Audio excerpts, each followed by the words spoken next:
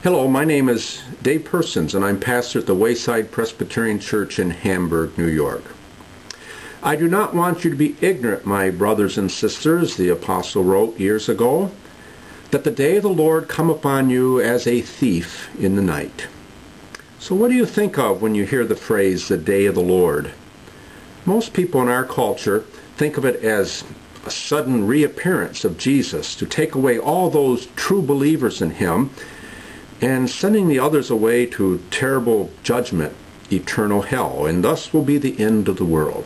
It's a fearful thing, something that is used to scare people and make people feel very guilty. Now, 19 out of the 23 times the phrase is used in our scriptures are found in what we call the Old Hebrew Scriptures. That phrase was used to describe any calamity that came. Famine, earthquakes, locusts, invading armies, times of captivity. It was the day of the Lord. It speaks of our human tendency to blame everything that happens to us on God. After all, if God made all of this and God loves us, then why does he allow such bad things happen to good people? People have tried to figure that out for centuries. Now, the Apostle Paul said to the Corinthians, I don't want you to be ignorant about this day of the Lord. What might he mean about that? Well, Paul wrote that what kept him going in this life was not the seen world, the physical world, but the unseen world. He told the Corinthians that all that we see around us is just passing. It's mortal.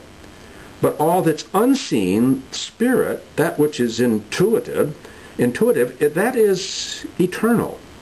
He goes on to describe our bodies as just tents that are wearing out. Oh, they're young and strong and weather and wind resistance when young, but then they just wear out.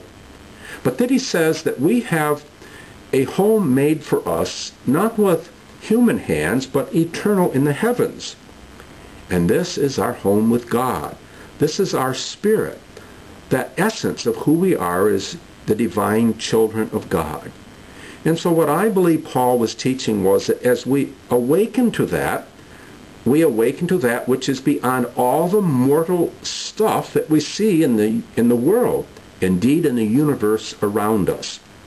Later in that first century, the Apostle John wrote that we are to love not the world, because all that is of the world, the lust of the eye and the lust of the flesh and the pride of life, it's all passing away. But he who understands that the word of the Lord endures forever will be a part of that eternal peace. And indeed, that's all of us who simply just awaken to it. We can experience it now. So how do we deal with earthquakes, famine, financial market collapses, attacks on our financial centers, with our own aging and death process and the untimely death of our loved ones? We learn to see it differently, that's just the way the world is.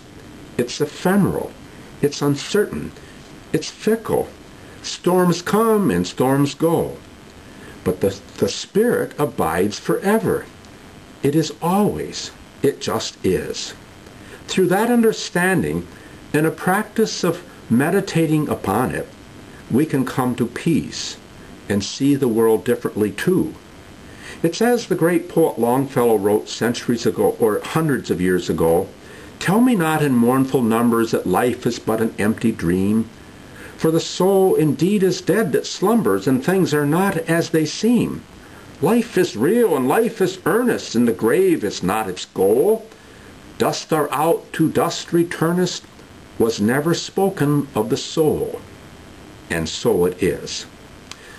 If you have questions or comments about this little talk, I invite you to send those or write those back to me either here on YouTube or on MySpace, and I'll try to get back to you as soon as possible. Meanwhile, have peace. Look at the world with enlightened eyes, and do not let the day of the Lord come upon you like a thief in the night. Good day.